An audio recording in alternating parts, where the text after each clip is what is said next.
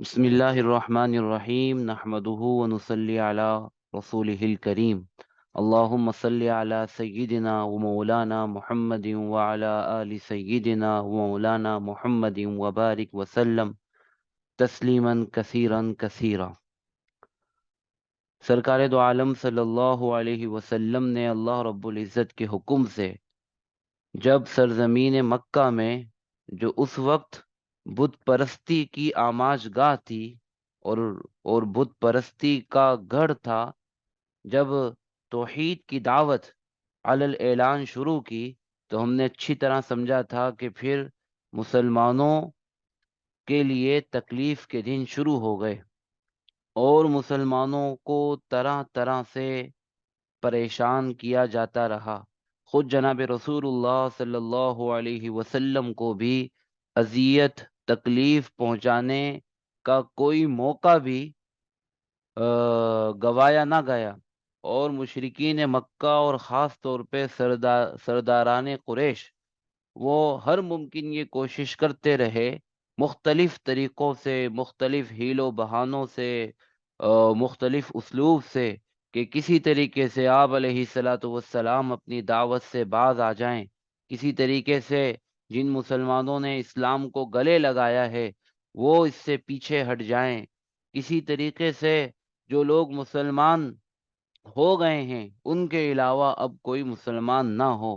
لیکن آپ علیہ الصلاۃ والسلام اور صحابہ کرام رضوان اللہ عنہم اجمعین کی مقدس ترین جماعت وہ اسلام کی دعوت پر ڈٹی رہی۔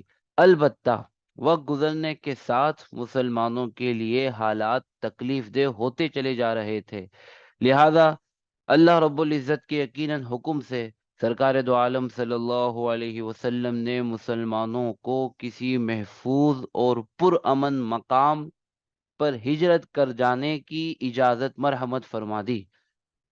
تو ہمیں اچھی طرح معلوم ہے کہ مسلمانوں نے یثرب کی طرف ہجرت کی تھی، لیکن یہ ہجرت سن 5 نبوی میں ہوئی تھی۔ جس ہجرت کی ہم بات کر رہے ہیں یہ پہلی ہجرت کہلاتی ہے، اور یہ جزیرۃ العرب کے اندر نہیں ہوئی تھی بلکہ دوسرے بر اعظم افریقہ کے اندر یہ ہجرت ہوئی تھی، اور یہ ہجرت کی وہ تاریخ تھی کہ جو انبیاء کی تاریخ کو مسلمانوں نے دوبارہ زندہ فرمایا تھا، اور حضرت ابراہیم علیہ الصلاۃ والسلام سے جو ہجرت کا یہ سلسلہ شروع ہوا تھا، اور اولاد ابراہیم میں سے حضرت یعقوب علیہ الصلاۃ والسلام نے اپنے بیٹوں سمیت شام سے مصر کی طرف ہجرت کی تھی، اور پھر حضرت موسیٰ علیہ الصلاۃ والسلام نے اسی بحیرہ احمر ریڈ سی کو عبور کر کے افریقہ مصر سے دوبارہ شام کی طرف ہجرت کی تھی۔ اب انہی کی دوسری اولاد اسماعیل اب اب جو ہے وہ عرب کی سرزمین سے ہجرت کر کے افریقہ کی سرزمین پر پہنچ جاتی ہے، اور آج کا سیشن اسی سے متعلق ہے۔ یہ دو اہم موضوع ہیں، ہجرت حبشہ بھی اور شعیب ابی طالب بھی، لیکن آج کا سیشن ہم صرف ہجرت حبشہ پر مرکوز رکھیں گے، کیونکہ یہی موضوع اتنا وسیع ہے اور اتنا اہم ہے بہت سارے پہلوؤں کے اعتبار سے، کہ اس کے ساتھ ہم شعیب ابی طالب کا موضوع ہم آج شروع نہیں کریں گے۔ اللہ نے چاہا تو آئندہ ہفتہ اور آئندہ کلاس کے اندر ہم شعیب ابی طالب کا موضوع مکمل طور پر اچھی طرح سمجھنے کی کوشش کریں گے۔ ہجرت حبشہ کیوں کی تھی؟ ہجرت حبشہ کی ضرورت کیا تھی؟ اس کے اسباب کیا تھے اور اس کے مقاصد کیا تھے، اور اس سے مسلمانوں کو کیا فوائد و مقاصد حاصل ہوئے؟ کیا جس مقصد کے لیے آپ علیہ الصلاۃ والسلام نے مسلمانوں کو اجنبی سرزمین جانے کا حکم دیا تھا، کیا وہ مقصد پورا ہوا تھا اس ہجرت سے؟ یہ اہم ترین سوالات ہیں، انشاءاللہ ہم مختصر انداز میں سمجھنے کی کوشش کریں گے۔ ہجرت حبشہ کی اہمیت، اسباب، مہاجرین کی تعداد، کتنا عرصہ قیام رہا، اور حبشہ کا کچھ تھوڑا سا تعارف آپ کے سامنے میں ذکر کروں گا جتنا مختصر وقت میں ممکن ہے، اور نجاشی کا تعارف بھی، اور اہم ترین بات کہ اس سیرت کے اہم ترین واقعے سے جو جناب رسول اللہ صلی اللہ علیہ وسلم کی ہدایت سے رونما ہوا تھا، اگرچہ آپ نے ہجرت نہیں فرمائی تھی، لیکن چونکہ مسلمانوں نے آپ کی تعلیمات کے مطابق اس ہجرت کو انجام دیا تھا، لہذا یہ بھی سیرت کا اہم ترین حصہ ہے، اور مسلمانوں کی حکمت عملی کیا رہی اور اس میں ہماری سیکھنے کی کیا چیزیں ہیں۔ تو ہجرت کے تصور کے بارے میں انشاءاللہ اللہ نے چاہا تو ہجرت مدینہ کا جب ہم تذکرہ کریں گے تو تھوڑی سی بات وہاں بھی کر لیں گے۔ البتہ بہت سارے اہل علم نے ذکر فرمایا ہے کہ سورۃ النحل کی یہ والی آیت یہ ہجرت حبشہ و مہاجرین حبشہ کے بارے میں نازل ہوئی کہ والذین اعوذ باللہ من الشیطان الرجیم بسم اللہ الرحمن الرحیم والذین ہاجروا فی اللہ من بعد ما ظلموا لنبوئنہم فی الدنیا حسنہ، اور جن لوگوں نے کہ ان پر ظلم کیا گیا اس کے بعد اللہ کی راہ میں ہجرت کی، اس سے یہ مہاجرین حبشہ مراد ہیں۔ تو اللہ نے وعدہ کیا کہ لنبوئنہم فی الدنیا حسنہ، ہم انہیں دنیا میں ضرور بہترین ٹھکانہ دیں گے، والاجر الآخرۃ اکبر، اور یہ تو ایک فوری ایک ان کو بدلہ ملے گا، لیکن حقیقت میں آخرت کا اجر تو بہت بڑا ہے۔ لو کانوا یعلمون، اگر وہ لوگ جان لیں، الذین صبروا، یہ کون لوگ ہیں کہ جنہوں نے صبر کیا، یہ مہاجرین حبشہ مراد ہے، وعلی ربہم یتوکلون، اور یہ لوگ اپنے پروردگار پر بھروسہ کرتے رہے۔ ہمیں یہ اچھی طرح سمجھنا چاہیے کہ عربوں کے معاشرے کے اندر اپنے آباء و اجداد کی زمین کو چھوڑ کر چلے جانا، اور وہ بھی بیت اللہ جیسی زمین کو، کہ جہاں ان کی روٹ سے، جہاں ان کے یعنی ہزاروں سال سے ان کے آباء و اجداد رہ رہے ہیں، جہاں سے ان کی عقیدتیں وابستہ ہیں، جہاں سے ان کی یادیں وابستہ ہیں، جہاں سے رشتہ داریاں وابستہ ہیں، یہ سب چھوڑ کر چلے جانا کوئی آسان کام نہیں تھا۔ اس وجہ سے اللہ رب العزت نے ان مہاجرین حبشہ کی تعریف فرمائی۔ اور ہجرت کی اہمیت ایک مختصر انداز میں ایک حدیث ہی اس پر کافی ہوگی کہ اللہ کے نبی صلی اللہ علیہ وسلم نے فرمایا کہ الاسلام یہدم ما کان قبلہ والہجرۃ تہدم ما کان قبلہا، جیسے اسلام سارے گناہوں کو ختم کر دیتا ہے، اسی طرح ہجرت بھی ماں قبل زندگی کے سارے گناہوں کو مٹا دیتی ہے۔ گویا کہ یہ مہاجرین حبشہ دھلے دھلائے ایک نئی اور اجنبی سرزمین میں پہنچے، کیونکہ ان کا مقصد صرف اپنی دین کی حفاظت تھا، اور یہی وہ مقصد تھا کہ جس کی طرف اللہ رب العزت نے اصحاب الکہف کے واقعے میں اشارہ فرمایا تھا۔ اس مختصر سی مجلس میں اور گفتگو میں سوالات لینے کی گنجائش نہیں ہے، لہذا جو بھی آپ کے سوالات ہوں گے انشاءاللہ آپ وہ گروپ میں اس حوالے سے وہ سوالات بعد میں کر سکتے ہیں۔ ہجرت کا ایک بنیادی تصور ایک مسلمان کو کیا تصور دیتا ہے ہجرت کا عمل، کہ اگر دین کے مقابلے میں وطن، قوم، خاندان کی قربانی بھی دینی پڑے تو دریغ نہیں کرنا چاہیے۔ یہ ایک بنیادی تصور جو ہجرت کے ذریعے سے اس اولین جماعت کے دل و دماغ میں راسخ کر دیا گیا، اور قیامت تک کے مسلمانوں کو یہ سکھا دیا گیا کہ دین کے مقابلے میں کوئی چیز قابل ترجیح نہیں، نہ وطن، نہ قوم، نہ خاندان۔ اور ایک مسلمان اپنی دین کی حفاظت پر اور دین پر استقامت کو ہر لحاظ سے وہ فوقیت دیتا ہے، اور اس کے مقابلے میں دوسرا ہر تعلق وہ ثانوی ہو جاتا ہے، وہ غیر ضروری ہو جاتا ہے، وہ کم ضروری ہو جاتا ہے، اور ایک مسلمان کو اس کی قربانی دے دینی چاہیے۔ اور اس سے یہ ایک تصور بھی پیدا ہوتا ہے کہ مسلمانوں کا اپنے دین سے جو تعلق ہے اور تعلق جو ہونا چاہیے وہ کس درجے کا ہونا چاہیے۔ دوسری یہ آیت بھی ہمیں ملتی ہے سورۃ الزمر میں، اللہ کے نبی اللہ رب العزت نے فرمایا کہ قل، اے نبی آپ کہہ دیجئے، یا عباد الذین آمنوا اتقوا ربکم، او میرے ایمان والو بندو جو پروردگار سے ڈرتے ہو، یقین جانو للذین احسنوا فی ہذہ الدنیا حسنہ، جو اس دنیا میں نیکی کرے گا آخرت میں اس کو بھلائی ملے گی، اللہ کسی کی نیکی کو ضائع نہیں کرے گا۔ وارض اللہ واسعہ، ارض اللہ واسعہ، اللہ کی زمین بڑی کشادہ ہے۔ یہ ہجرت کے اشارے تھے جو قرآن کریم میں ہو رہے تھے۔ سورہ زمر مکی صورت ہے۔ انما یوفی الصابرون اجرهم بغیر حساب، پیچھے بھی صبر کا تذکرہ، یہاں بھی صبر کا تذکرہ، کیونکہ ہجرت کا عمل یہ دل پر بڑا پتھر رکھ کر یہ عمل صحابہ کرام رضوان اللہ عنہم اجمعین نے کیا تھا، چاہے ہجرت حبشہ ہو یا ہجرت مدینہ ہو۔ لہذا اللہ نے فرمایا کہ جو صبر کرنے والے ہیں ان کو پورا پورا ان کا بدلہ دیا جائے گا۔ سورہ کہف بھی مکی صورت ہے، اس کے اندر بھی کئی اشارے ہجرت کے بارے میں تھے۔ سورہ کہف کے اندر 5 قصے ہیں، ان میں اصحاب کہف کے قصے کے ذریعے اشارہ دیا گیا تھا کہ جب دین و ایمان کو خطرہ ہو تو پھر کفر و شرک کے مراکز سے ہجرت کر جانا چاہیے۔ یہ ہم آج کے مسلمانوں کو اس حوالے سے یہ بڑی مطلب فکر مند کرنے والا سبق ہے کہ ہم دنیاوی مفاد کے لیے کفر و شرک کے مراکز کی طرف ہجرت کر رہے ہیں آج کا مسلمان۔ حضرت موسیٰ، حضرت خضر علیہ السلام کے واقعے سے یہ حقیقت سمجھائی گئی تھی کہ ضروری نہیں کہ حالات اور نتائج ظاہر کے مطابق ہو، کبھی اس کے برعکس بھی ہوتا ہے۔ اور بظاہر ایسا لگتا ہے کہ ہجرت کر جانے کا عمل شاید ہمیں زندگی میں پیچھے کر دے گا، لیکن اس کے برعکس بھی اللہ پاک نتائج نکالنے پر قادر ہیں۔ ذوالقرنین کا قصہ، یہ ایک ذہن میں یہ بات اس کے ذریعے سے اتاری گئی تھی کہ اللہ کی زمین ہے، اللہ جب جس کو وارث بنا دے گا اللہ اس کو وارث بنا دے گا، لیکن اللہ کے سنت یہ ہے کہ اللہ اپنے نیک بندوں کو اپنی زمین کا ضرور وارث بناتا ہے۔ تو یہ ساری باتیں مسلمانوں کو سمجھائی جا رہی تھی۔ ہجرت مسلمانوں نے کیوں کی تھی بھائی؟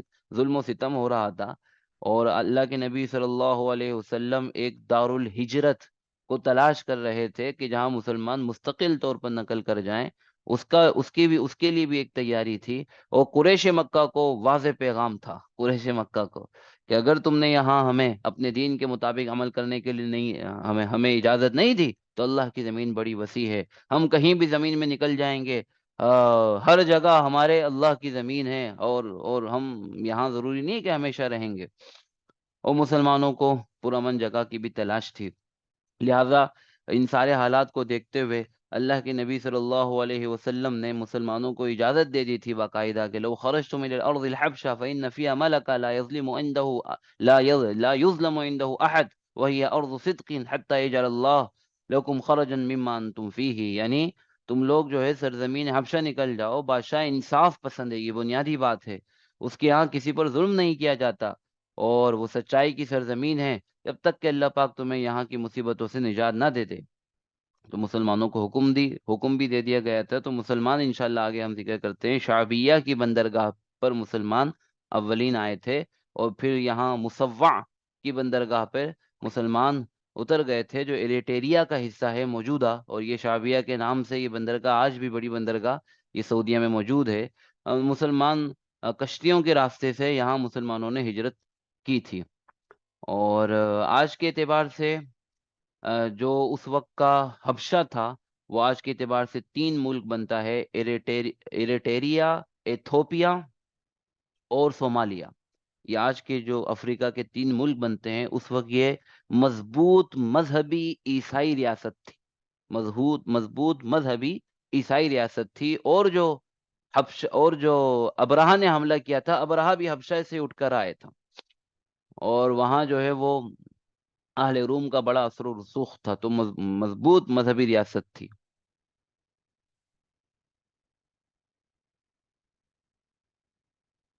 اچھا جناب، تو پہلی ہجرت حبشہ یہ سن 5 نبوی میں ہوئی تھی، رجب کے مہینے میں ہوئی تھی۔ پہلی 2 دفعہ ہجرت حبشہ کے لیے مسلمان تشریف لے گئے تھے۔ پہلی میں 11 مرد و 5 عورتیں، یعنی کچھ 16 لوگ تھے، میں نے بتا دیا، یہ یہاں سے سفر کر کے یہاں پہنچے تھے، 2 مہینے وہاں گزارے، پھر افواہ آئی کہ مسلمانوں کے لیے حالات سازگار ہو گئے ہیں، اور اہل مکہ ایمان لے کر آ گئے۔ اس قسم کی افواہ غالباً جان بوجھ کر اڑائی گئی تھی، اور پھر جس پر 2 مہینے کے بعد مسلمان واپس آ گئے، لیکن یہاں پتہ چلا کہ یہاں تو اس قسم کے کوئی حالات نہیں، اور پھر عرب کے دستور کے مطابق مختلف لوگوں کی پناہ لے کر مسلمان پھر یہاں قیام پذیر ہو گئے تھے، حالات تو بدستور تھے، لہٰذا کچھ عرصے کے بعد پھر دوسری ہجرت حبشہ ہوئی۔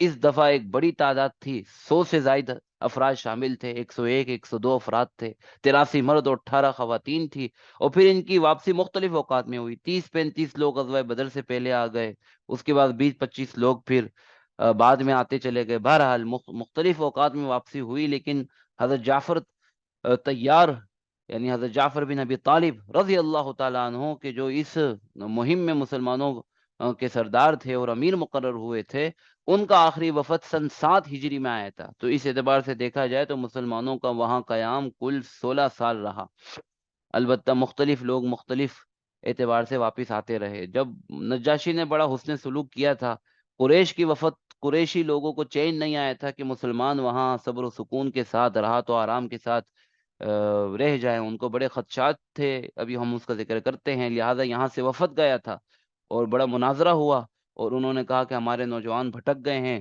اور شاہ حبشہ نجاشی سے کہا انہیں واپس کریں۔ بہرحال اس مناظرے میں، اور اس مقدمے میں مسلمانوں کی جیت ہوئی، اور جس کا مختصر تذکرہ ہم کرتے ہیں۔ اب یہاں ایک سوال یہ پیدا ہوتا ہے کہ بھئی حبشہ کی طرف ہجرت کیوں؟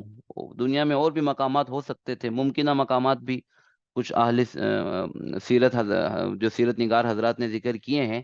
تو بہرحال یہاں ایک وجہ تو اللہ کے نبی صلی اللہ علیہ وسلم نے بیان کر دی تھی کہ بادشاہ انصاف پسند تھا.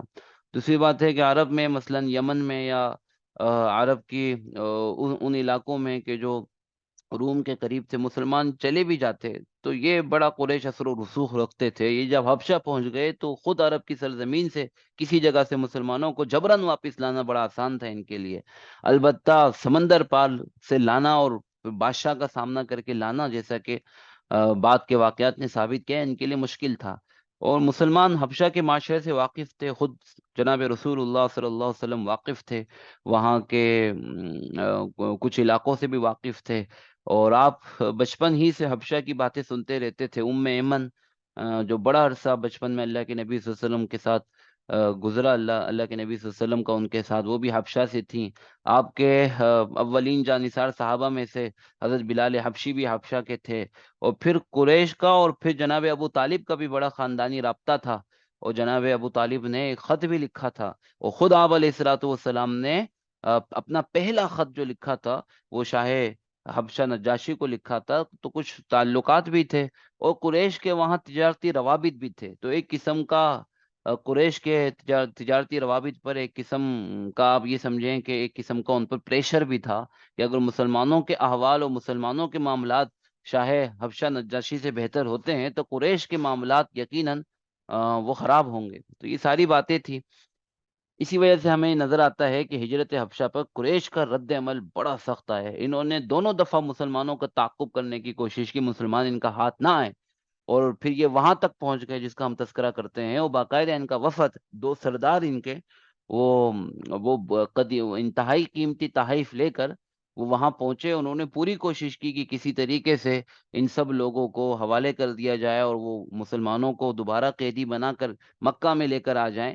اور اس کی وجہ ایک تو یہ واضح بات ہے کہ یہ کوئی قبائلی جنگ نہیں تھی، ورنہ تو وہ مسلمانوں کے جانے سے خوش ہوتے. یہ نظریاتی اختلافات تھے، اور وہ مسلمانوں کو کبھی بھی سکون سے رہنا وہ مسلمانوں کا برداشت کر ہی نہیں سکتے تھے. تجارتی مفادات تھے. سب سے بڑھ کر جو ان کو خطرہ یہ تھا وہ آپ علیہ الصلوۃ والسلام اور قرآن کریم کی اثر پذیری اور اثر انگیزی کا مشاہدہ وہ مکہ کی فضاؤں میں نا موافق فضاؤں میں اسلام کی تاثیر کا وہ مشاہدہ کر چکے تھے. ان کو قوی خدشات تھے، اور جو کہ صحیح ثابت بھی ہوئے کہ کہیں ایسا نہ ہو کہ حبشہ کے اندر اسلام کا نور پھیل جائے اور اس مسلمان مضبوط ہو جائیں. لہذا ہمیں قریش کا بڑا شدید رد عمل دیکھا گیا. بہرحال جو دوسری ہجرت حبشہ تھی، جب قریش کا وفد وہاں پہنچا تو بڑا خوبصورت و بہترین واقعہ ہے. ہم مکمل تو ذکر نہیں کر سکتے، بس اس کی تھوڑی سی جھلکیاں آپ کے سامنے ذکر کرتے ہیں. تو وفد نے پہنچ کر تمام وزیروں کو پہلے تحفے پیش کیے.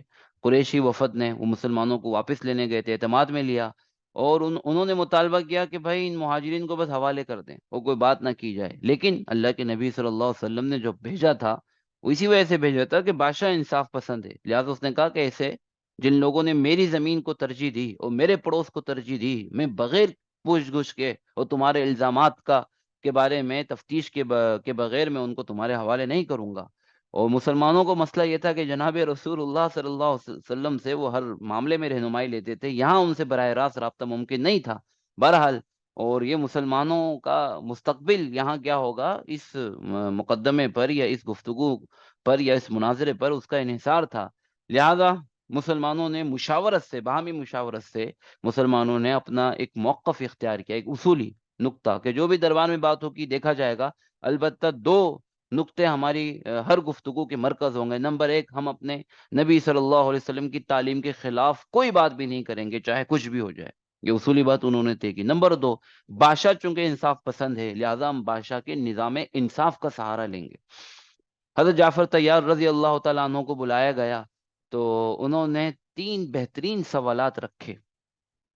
اور پہلا سوال کہ کیا بتاؤ، ہم کسی کے غلام ہیں جو اپنے آقا سے بھاگ کر آ گئے ہیں اور یہ ہم کو لینے آ گئے ہیں؟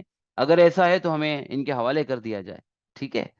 اور ظاہر بات ہے ان سے پوچھا گیا، انہوں نے کہا نہیں، یہ سب آزاد اور شریف خاندانوں کے لوگ ہیں، یہ کسی کے غلام نہیں.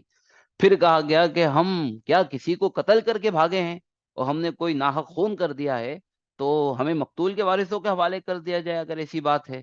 پھر نجاشی نے ان سے پوچھا ہاں بھائی یہ کسی کا قتل کر کے آئے؟ انہوں نے کہا نہیں، ان کے گردن پر کوئی قتل نہیں، کوئی داغ نہیں۔ پھر تیسرا سوال، حضرت جعفر بن ابی طالب رضی اللہ تعالیٰ عنہ نے فرمایا کہ ہم کسی کا مال لے کر بھاگے ہیں، اگر ایسا ہے تو ہم مال ادا کرنے کے لیے تیار ہیں۔ تو انہوں نے کہا جو قریشی وفد تھا، نہیں یہ کسی کا مال لے کر بھی نہیں بھاگے۔ تو یہ تین سوالات ایسے برمحل اور معقول سوال تھے کہ جنہوں نے بادشاہ کے ساتھ سارے دربار کو اپیل کیا، اور مسلمان تقریباً اپنا مقدمہ جیت گئے۔ البتہ اس کے بعد شاہ حبشہ نجاشی نے کہا کہ اچھا اگر تم ہمارے دین پر نہیں، تم اپنے آباء و اجداد کے دین پر نہیں، تو تم کس دین پر ہو؟ یہاں حضرت جعفر بن ابی طالب رضی اللہ تعالیٰ عنہ بڑی خوبصورت تقریر کرتے ہیں۔ یقیناً ہمارے پاس مختصر وقت ہوتا ہے، اور لیکن یہ کہ اتنی اہم تقریر ہے کہ ہم نے اس کے کچھ اقتباس ڈال دیے ہیں۔ اس تقریر کے اندر آپ یہ دیکھیں کہ ہمیں یہ بھی سمجھ میں آتا ہے کہ مسلمانوں کو ابتداءً جناب رسول اللہ صلی اللہ علیہ وسلم نے کن چیزوں کا حکم دیا تھا، کیا اخلاق مسلمانوں کے تھے، اور ان میں سے کتنا بہترین انتخاب کیا حضرت جعفر رضی اللہ تعالیٰ عنہ نے، وہ بادشاہ اور وہاں کے لوگوں کی نفسیات کے مطابق۔ اور خاص طور پہ اس میں جو تقریباً 16 چیزیں ذکر کی ہیں، اور ان چیزوں میں خاص طور پہ معاشرت اور حقوق کے اعتبار سے وہ اسلام کی تعلیمات کو بڑا واضح کیا ہے۔ بہرحال انہوں نے کہا ہم جاہلیت میں مبتلا تھے، ہم یہ کرتے تھے، ہم یہ کرتے تھے، ہم یہ کرتے تھے، بت پرستی کرتے تھے، ہمارا طاقتور کمزور کو دبا لیتا تھا، پڑوسیوں سے برا سلوک کرتے تھے۔ پھر اللہ نے ہمارے درمیان ایک رسول بھیجا جس کی نسب، جس کی سچائی، جن کی امانت، جن کی دیانت سے ہم اچھی طرح واقف تھے۔ انہوں نے ایک اللہ وحدہ لا شریک کی عبادت کرنے کا ہمیں حکم دیا ہے، اور بت پرستی سے انہوں نے ہمیں منع کیا۔ انہوں نے سچ بولنے کا کہا، صلہ رحمی کا کہا، حسن سلوک کا کہا، پڑوسیوں سے حسن سلوک کا ہمیں حکم دیا، اور اور ہمیں تہمتیں لگانے سے ہمیں روکا، اور ہمیں نیک عبادتوں کا حکم دیا کہ نماز، روزہ، زکوٰۃ کا حکم دیا، اور کہا کہ جس کو اللہ نے حلال کہا حلال سمجھو، جس کو حرام کہا حرام جانو۔ اور بس یہی ہمارا بادشاہ سلامت وہ جرم تھا کہ جس کی بنا پر ہماری قوم نے ہم پر تشدد کرنا شروع کیا، ہمیں آزمائش میں ڈالا کہ ہم اللہ کی عبادت چھوڑ کر بتوں اور مورتیوں کی عبادت کرنے لگیں، اور جاہلیت کی طرح ہم گندے کاموں کو جائز سمجھنے لگیں۔ ہم پر انہوں نے قہر کیا، ظلم کیا، ہمارا جینا انہوں نے دوبھر کر دیا، اور اسی وجہ سے ہم آپ کے پاس آئے ہیں کہ ہم پر ظلم نہیں ہوگا اگر آپ کے ہمسائے بن جائیں گے تو۔ اتنا خوبصورت، اتنی گفتگو تھی یہ۔ اور پھر اگلی بات، پھر اہم ترین بات جو ہمیں نظر آتی ہے کہ انہوں نے کہا کہ اچھا اگر تم پر کوئی اپنے خدا کا کلام نازل ہوا ہے تو سناؤ۔ یہ بھی اہل کتاب تھے، یہ اہل کتاب لوگ تھے، تو اور سچے اہل کتاب لوگ تھے۔ تو انہوں نے حضرت قربان جائیں کہ کیسی جناب رسول اللہ صلی اللہ علیہ وسلم کی تربیت تھی کہ حضرت جعفر بن ابی طالب رضی اللہ تعالیٰ عنہ نے سورہ مریم کا انتخاب کیا، اور جو سورہ مریم جو اس کا خوبصورت ردھم ہے ویسے ہی فطری، اور جو حضرت نے پڑھا تو وہ سارے لوگ جو وہاں موجود تھے وہ رونے لگے۔ روایت میں آتا ہے کہ ان کی داڑیاں ان کے آنسوؤں سے تر ہو گئی۔ یاد رہے کہ یہ جو بادشاہ جو نجاشی تھا، یہ اس کا نام اسحمہ تھا، اور اس کے باپ کو باغیوں نے قتل کر کے اس کے چچا بھائیوں نے اسحمہ کو یہ عربوں کے پاس بھیج دیا تھا، غلام بنا کر اس کو بھیج دیا تھا۔ پھر ان سے حبشہ کی حکومت نہیں چلی تھی، تو پھر وہاں کے لوگ اس اسحمہ کو لینے کے لیے آئے تھے، اور لہذا یہ عرب معاشرت سے اچھی طرح واقف تھا۔ یہاں کے ایک ایک جو ہے وہ قبیلے کے پاس غالباً بنو ازمر قبیلے کے پاس یہ رہا تھا، تو یہ بھی وجہ تھی کہ آپ علیہ الصلوۃ والسلام نے اس کے پاس بعد میں کئی قاصد بھیجے۔ وہ عمرو بن امیہ الزمری کو بھیجا تھا، کیونکہ وہ بچپن میں 10-15 سال اس نے، وہ سردار کے بیٹے تھے، اور یہاں جس سردار کا یہ غلام تھا اس کے ساتھ 10-15 سال اس نے گزارے تھے، تو وہ عربی بھی اچھی طرح سمجھتا تھا۔ یہاں ایک اشکال ہوتا ہے، لہٰذا میں اس کا جواب دے رہا ہوں۔ تو سورہ مریم کی تلاوت کے بعد تو بات ختم ہو گئی، اور بہرحال مسلمان یہ کیس جیت گئے۔ البتہ انہوں نے پھر بھی کوشش کی حضرت عیسیٰ علیہ الصلوۃ والسلام کے بارے میں، حضرت مریم کے بارے میں، کہ چونکہ وہ عمومی طور پر عیسائی تو وہ 3 خداؤں میں سے خدا اور الوہیت کا عقیدہ رکھتے تھے، یہاں بھی مسلمانوں نے صحیح عقیدہ بتایا۔ اور جو نجاشی تھا وہ بھی شرک کا قائل نہیں تھا، صحیح مذہب عیسائیت پر تھا، اور اس نے مسلمانوں کے عقیدے کی تصدیق کی۔ بہرحال یہ اس خط کا نقش ہے، اور اس کو ہم نے تحریر میں بھی لکھ دیا ہے کتابوں سے لے کر، کہ جو آپ علیہ الصلوۃ والسلام نے شاہ حبشہ نجاشی کے پاس بھیجا تھا۔ ہمیں کیا سبق ملتا ہے جی؟ ہمیں جو سبق ملتا ہے وہ ہم اس سے کیا سیکھ سکتے ہیں اس ہجرت حبشہ سے. اب ہمارے پاس صرف چند منٹ رہ گئے ہیں. تو ہجرت حبشہ سے ہم بہت کچھ سیکھ سکتے ہیں. جیسے کہ میں نے عرض کیا کہ مسلمانوں نے جس انداز میں وہاں زندگی گزاری، اس میں سب سے پہلی بات جو ہمیں نظر آتی ہے کہ انہوں نے سمجھا کہ یہ اہم ترین پہلو ہے اور ہم اس کو اہمیت دیں، اور اہمیت کے ساتھ اس معاملے کو انہوں نے حل کیا، نزاکت کا احساس. پھر انہوں نے متفقہ طور پہ مسلمانوں نے اپنے ایک امیر کا انتخاب کیا، اور بہت خوبصورت انتخاب کیا، حضرت جعفر بن ابی طالب رضی اللہ تعالیٰ عنہ. پھر انہوں نے متفقہ طور پہ اصولی موقف اپنایا، یعنی اس قسم کی کسی بھی سچویشن میں کو منتشر بات کرنے کے بجائے انہوں نے ایک حکمت عملی اپنا لی کہ جیسی بھی سچویشن، جیسے بھی حالات پیش آئیں گے، ہم ان اصولوں کی روشنی میں ہم جواب دیں گے. پھر انہوں نے دشمن کے جو معاشرتی قوانین تھے، یا ہم دشمن کہہ دیں یا کہ جو معاشرتی قوانین تھے، انہوں نے اس کا استعمال کیا. چونکہ نجاشی اور یہ اور عربوں میں رہا تھا، لہذا اس کو معلوم تھا کہ عربوں کے جو معاشرتی قوانین تھے، یا تو کسی قتل کی صورت میں پناہ لینے والوں کو حوالے کیا جاتا ہے، یا مال غصب کرنے کی صورت میں، یا جو ہے نا وہ غلام ہونے کی صورت میں. تو قریش کی جو اپنے سماجی قوانین تھے، یہاں مسلمانوں نے ان کا استعمال کیا، اور ان میں سے کوئی جرم مسلمانوں نے نہیں کیا تھا، تو وہ قریش کا وفد مطلب جو ہے نا وہ لاجواب ہو گیا. اور معاشرتی تعلیمات کو انہوں نے ترجیح دی، چونکہ وہ غیر مسلموں اپنے اعتبار سے غیر مسلموں میں رہ رہے تھے، تو انہوں نے مسلمانوں کے معاشرتی احکامات کو زیادہ خوبصورتی سے واضح کیا، اور حق انصاف پر قائم رہے. مشکل حالات تھے، لیکن انہوں نے حق انصاف کا پہلو بالکل بھی نہیں چھوڑا، اور کوئی بات بھی اپنے دین کی یا حقائق کی منافی و مخالف نہیں کی. ٹھیک ہے، اپنی جان بچانے کے لیے، یا اپنا مقدمہ جیتنے کے لیے، یا دشمن کو شکست دینے کے لیے وہ حق انصاف ہی پر قائم رہے، اور کوئی بات بھی ایسی نہیں کی کہ جو ان کے لیے پریشانی کا سبب بنتی یا ان کی دین کے مخالف ہوتی. ساتھ میں ہمیں یہ بھی رہنمائی ملتی ہے کہ دیکھیں ہمیشہ حق پر قائم رہیں. اور کتنی خوبصورتی سے، کتنی حکمت سے مسلمانوں نے ان مشکل حالات کے اندر اپنی اسٹریٹجی، اپنی پلاننگ، اپنی منصوبہ بندی کی، اور آپس میں اتفاق بھی رکھا. تو ہم بھی اس چیز کو اپنائیں، اور مسلمان وہاں رہے تو وہ وہاں کے محب وطن رہے. حضرت ام سلمہ رضی اللہ تعالیٰ عنہ کہ جو ہجرت کے واقعے میں خود شریک تھیں، اور انہوں نے بھی حبشہ کی طرف ہجرت کی تھی، وہ یہ بھی فرماتی ہیں کہ شاہ حبشہ اور نجاشی کے خلاف ایک اندرونی بغاوت ہوئی تھی، اور بیرونی بغاوت بھی ہوئی تھی، اور مسلمانوں نے وہ شاہ حبشہ نجاشی کا ساتھ دیا تھا، اور ان کے لیے دعائیں بھی کی تھی. تو حضرت ام سلمہ رضی اللہ تعالیٰ عنہ کی روایت کے الفاظ ہیں کہ ہم نے نجاشی کے لیے دعا کی. ٹھیک ہے، تو گویا کہ وہ محب وطن رہے، خیر خواہ رہے، اور وہ اچھی طرح وہاں کے ماحول سے واقف ہو گئے، اور انہوں نے اس کو اپنے حق میں استعمال کیا، وہاں کے نظام عدل سے واقف رہے. یہ بھی روایت میں آتا ہے کہ مسلمان وہاں کیا کرتے تھے، مسلمان وہاں بڑی غیرت سے اور خود مختاری سے مسلمان وہاں اپنا عزت سے اور اپنا روزگار کماتے رہے، اور مسلمان وہاں پر وہاں کے لوگوں پر یا وہاں کی حکومت پر بوجھ نہیں بنے، بلکہ وہ بڑی جو ہے وہ محنت سے وہاں چھوٹے موٹے کام کرتے رہے، اور جتنے عرصے بھی وہاں رہے مسلمان جو ہے وہ خود اپنے معاش کا انتظام کرتے رہے. اور مسلمانوں نے وہاں دین اسلام کی تعلیم بھی کی. بعض روایت میں ہمیں پتہ چلتا ہے کہ مسلمانوں کی وجہ سے وہاں 40 سے 50 عیسائیوں نے اسلام قبول کر لیا تھا. نجاشی نے مسلمانوں کو ایک الگ سے ایک جگہ دی تھی کہ جہاں مسلمان آپس میں قریب قریب ایک سوسائٹی کی صورت میں رہ رہے تھے. اور بہرحال مسلمانوں نے اپنا موقف وہاں بہت بہترین انداز میں سمجھایا، محنت سے حلال روزی مسلمانوں نے کمائی، اور مسلمانوں نے ہمیشہ حق پر قائم رہے. تو بنیادی طور پہ یہ سارے اسباق ہمیں اس ہجرت حبشہ سے ہمیں حاصل ہوتے ہیں، اور یہیں پر ہم اس سیشن کو مکمل کرتے ہیں انشاءاللہ.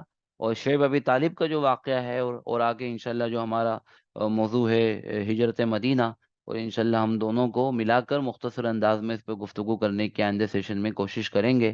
اور یہیں پر ہمارا سیشن مکمل ہوتا ہے. سبحان اللہ بحمدہ، سبحانک اللہم بحمدک، اشہد ان لا الہ الا انت استغفرک واتوب الیک. اللهم صل على سيدنا مولانا محمد وعلى آل سيدنا مولانا محمد وبارك وسلم تسليما كثيرا كثيرا.